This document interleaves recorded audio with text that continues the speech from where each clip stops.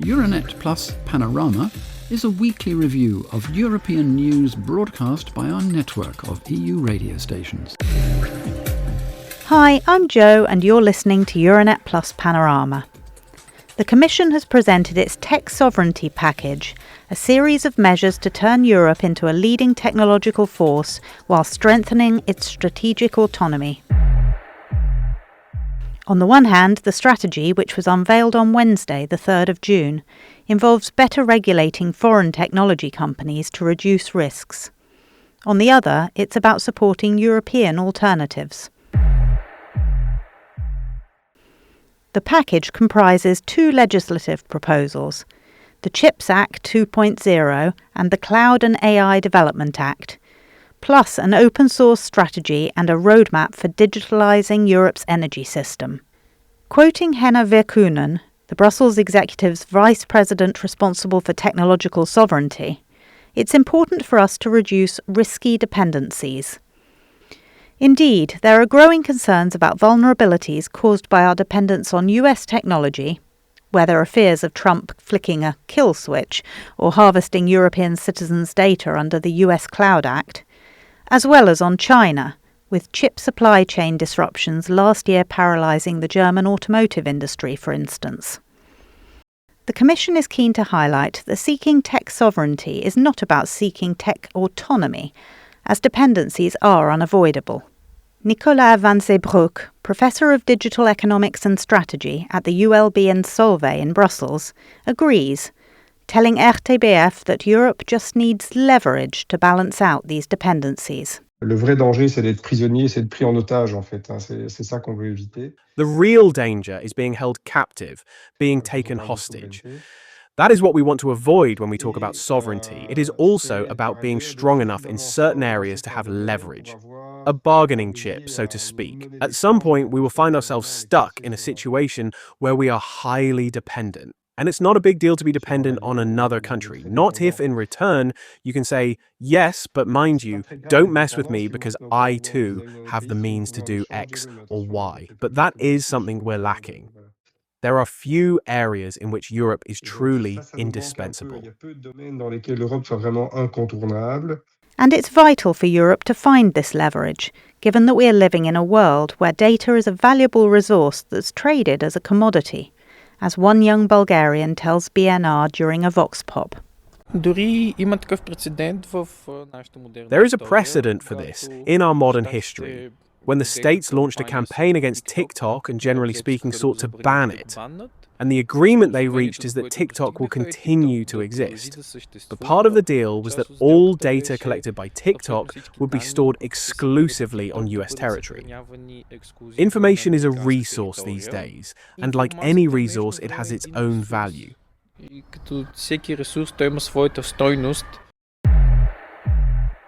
Starting with cloud services, three non-European tech giants, Microsoft, Google and Amazon, currently control over 70% of the European cloud market.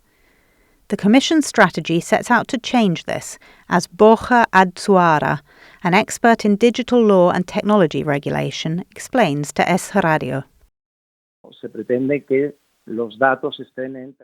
The aim is for data to be stored on European territory. And that can be achieved, but then the data is stored on servers belonging to foreign companies outside Europe, which means you still do not have complete certainty that the data will remain in Europe and will not end up in those countries, or in the US, or even China. The Cloud and AI Development Act focuses on establishing independent, secure and environmentally friendly data storage across Europe, with the aim of creating 3 times as many data centres over the next 5 to 7 years.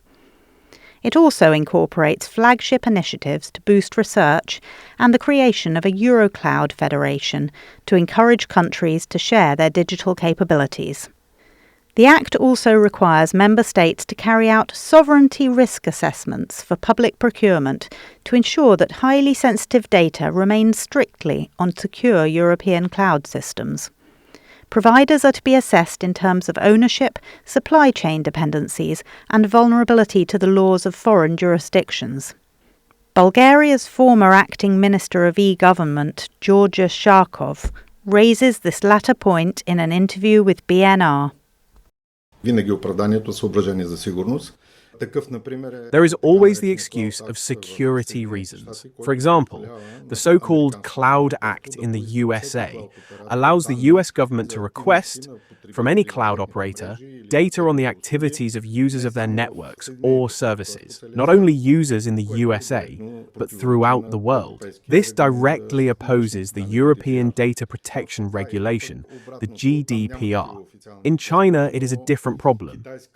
There are no such official requirements there, but the Chinese government may ask companies to implant chips or other technologies that enable the extraction of data.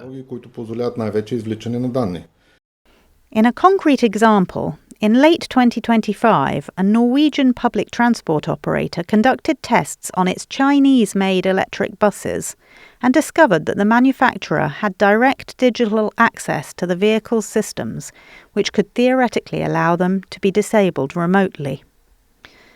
There are also strict rules proposed to facilitate switching cloud providers, and big foreign tech firms will be banned from bundling their office software packages with their cloud services, a tactic often used to crowd out smaller European rivals. Digital Courage is a German NGO that advocates for fundamental rights, privacy, and the protection of personal data. Max Hampel, a Digital Courage campaigner, tells AMS that digital sovereignty goes beyond setting up European facsimiles of the global tech giants. Digitale Souveränität heißt für uns nicht einfach dieselben überwachungsintensiven Strukturen. For us, digital sovereignty does not simply mean replicating the same surveillance-intensive structures, albeit with a European logo. Rather, Europe should build public, open, and common good-oriented digital infrastructure. Such infrastructure should be privacy-friendly, interoperable, transparent, and, wherever possible, based on free software. One example of this would be the Fediverse, serving as an alternative to the social networks run by American big tech companies.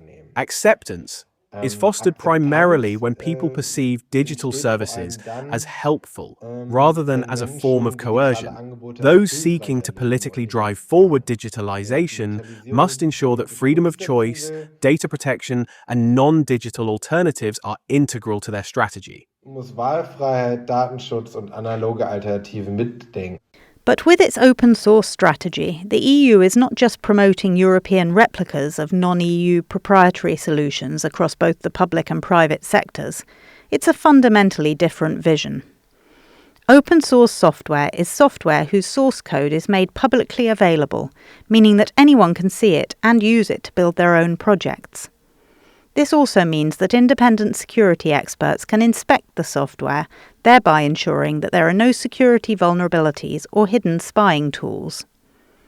But this transparency needs to be there at every stage of every technological process.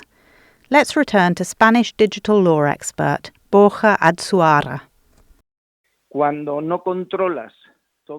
When you don't have control over the entire environment and all the technology, even if certain companies and services are required to make their code open source, well, you still don't know if there's a backdoor through which that data is being surreptitiously transferred to another country.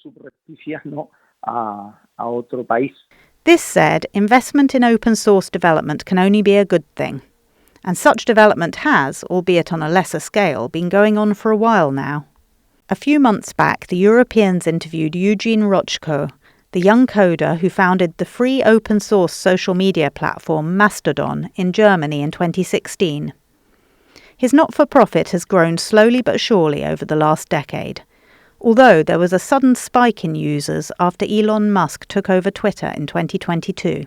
Even today, Mastodon remains relatively small, with around 15 million registered accounts and 750,000 active users. Compare this to Instagram's 3 billion. When asked if he felt frustrated that Mastodon was just one of several small-scale platforms that have taken business away from X, Rochko points out that the internet was never supposed to be just a handful of large corporations. He also explains the thinking behind the Fediverse, a term mentioned by Max Hampel. If you have a phone provider, you don't really care if your friends are on the same one or not. And it would be wild to suggest like, oh, everyone I know and all my family has to be like on Vodafone, otherwise I cannot talk to them. But that is the situation with social media right now. Like, oh, this person's on X, so I have to get an X account. Oh, this person's on Instagram, oh, I have to get an Instagram account. And the vision behind the Fediverse and Mastodon is that, okay, so you have a Mastodon account and here's a different platform called Flipboard. Oh, I can just follow Flipboard accounts and they appear in my Mastodon feed. I want people to make one account that they can stick with and then talk to anybody in the world that they want to talk to. And then if that platform goes bad for some reason, because inevitably platforms do go bad, you can just take your account, move to a different platform, and nobody else has to move. Just as an aside, the Commission actually runs a so-called Mastodon instance. In other words, one of the independently operated servers running the Mastodon social networking software. European providers exist in a wide range of tech fields, adds Belgian professor Nicolas van Zeebroek. If you're after a cloud service like the ones offered by Microsoft, Google or Amazon, there are European versions available. Office software, email solutions, social media platforms, search engines, you name it. The problem, he says, is that they are neither robust enough nor scalable enough to handle the massive volume of European traffic. If we were to migrate all European traffic to these platforms overnight, they would collapse because they wouldn't be able to cope with the load. So there's a colossal investment to be made here. But you don't make an investment if you're not sure the demand is there. And as long as the infrastructure isn't in place, demand is reluctant to follow because it asks, will I have the same guarantee of efficiency? So it's a bit of a chicken and egg situation. That's one of the problems we face. Another is uncertainty regarding whether these European versions of services are just as good, just as attractive, just as easy to use. Aussi attractive, aussi facile d'utilisation. So, on the scalability issue, how do we scale them up? C'est les administrations publiques qui devraient commencer par s'interdire à elles-mêmes d'utiliser. It is public authorities that should start by banning themselves from using service providers that are not considered 100% European and move towards solutions that are exclusively and entirely sovereign. That is to say, under the exclusive jurisdiction of Europe. In so doing, they will, in a sense, create the market. And by creating the market, little by little, everyone else will follow suit. It's a way of getting things started. But even that will take years. It's impossible to migrate all public administrations to these new rules overnight. This, of course, is what the Commission's open source first approach is all about.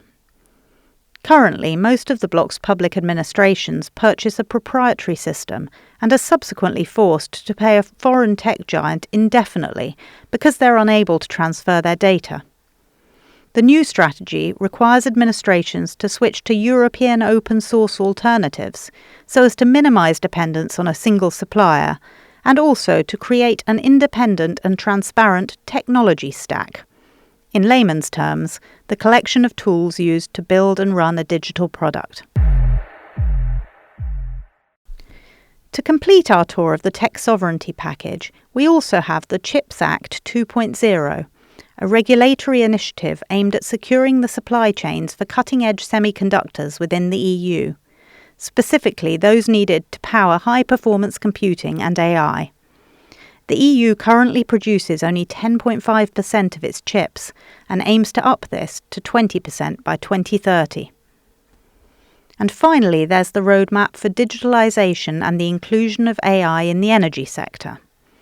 This requires tripartite agreements between data centre operators, local energy companies and the state to prevent massive data centres from overwhelming the power grid.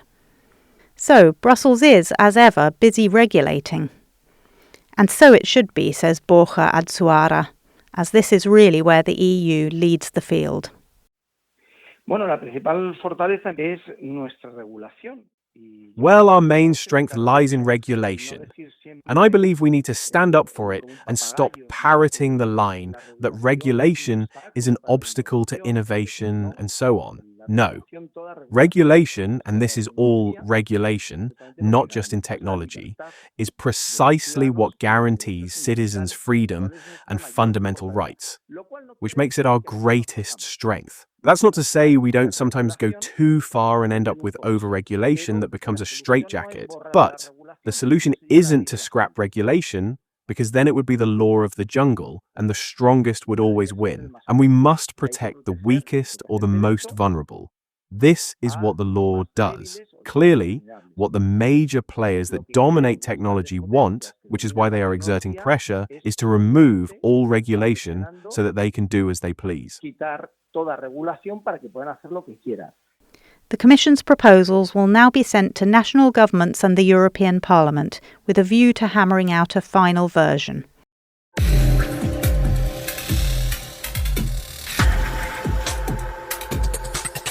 OK, so that's all for now. Join us next week for another look at current affairs from a Euranet Plus perspective.